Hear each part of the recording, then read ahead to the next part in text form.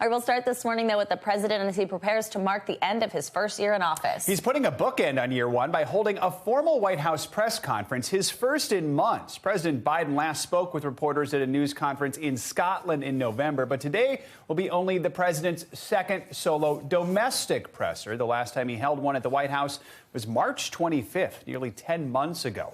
A lot has changed since then. COVID cases are surging nationwide. Inflation is at a 40-year high.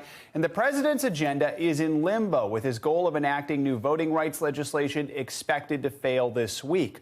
All this comes on the eve of his second year in office. Back on January 20th, 2021, at his inauguration, the president delivered a message of unity in the same place that rioters had stormed the Capitol just 2 weeks before.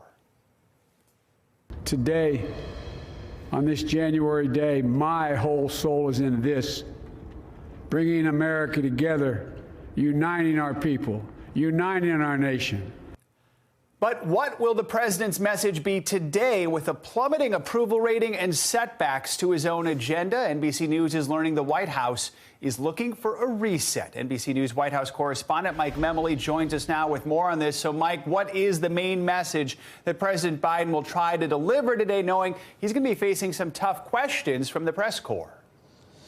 Yeah, Joe, this is an opportunity for the White House to have the president begin year two by putting his best foot forward. But because there are a lot of questions he's going to face, and you can expect that while he'll want to talk about the strong jobs numbers during his first year in office, there will be questions about inflation. While he'll want to talk about the successful passage of what he has called a historic infrastructure bill, there will be questions about why he hasn't gotten the rest of his agenda, Build Back Better, voting rights, over the finish line. He'll want to talk about repaired alliances overseas, but we're on the brink of war in Ukraine and also facing some real tests with Iran and China. But here is how White House Press Secretary Jen Psaki yesterday tried to set the table for the president's remarks today.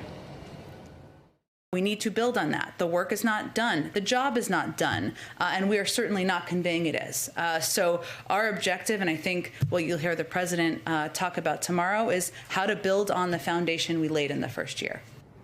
And I'm glad you played the remarks from the president's inaugural address, because one of his core promises that he made the American people was to unite the American people. The country, though, as divided as ever. And as we start 2022, I'm going to predict that there will be questions about 2024. The president has repeatedly said he plans to run for re-election, but just about every chance he gets, we get an opportunity to ask the question. We're going to ask him about his own future political plans, even though the focus this year on the midterm elections. I think the main question is who is going to ask that question. Let's talk about approval ratings. According to Gallup, President Biden's first-year average approval rating was 48.9%. Now, this ranked lower than many other presidents in their first years. It was, though, higher than his predecessor, former President Trump. Of course, right now, his approval is at its lowest point. So after a year filled with multiple setbacks, as you've reported, Mike, he wants to reset. What does that look like in year two?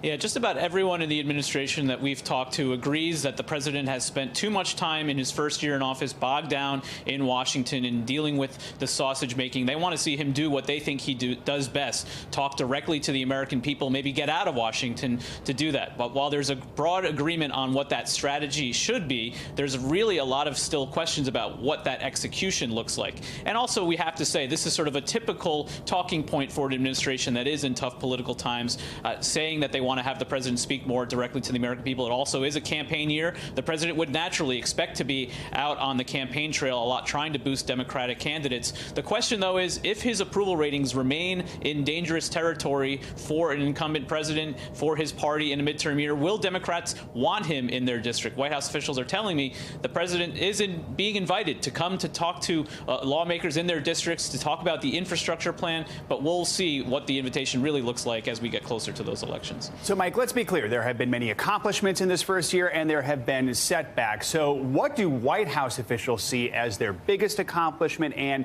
also their biggest failure of the first year? I think we saw sort of two in the same time yesterday as we saw this voting rights debate on Capitol Hill, something that we know really is going to go down to defeat. The White House had their infrastructure czar at the White House podium talking to reporters about the infrastructure law. That's obviously what they would see as one of their biggest success stories of this year. Obviously, the big setback on foreign policy was the situation in Afghanistan, the tragic loss of life as the U.S. ended that 20-year war. I think a lot of administration officials would also acknowledge that that the promise that the president made to get COVID under control, that July event where the president declared independence from the virus, even though very clearly Omicron is still with us, something that they wish they could take back. Mike Memoli at the White House with a preview. Mike, thanks so much. Appreciate it.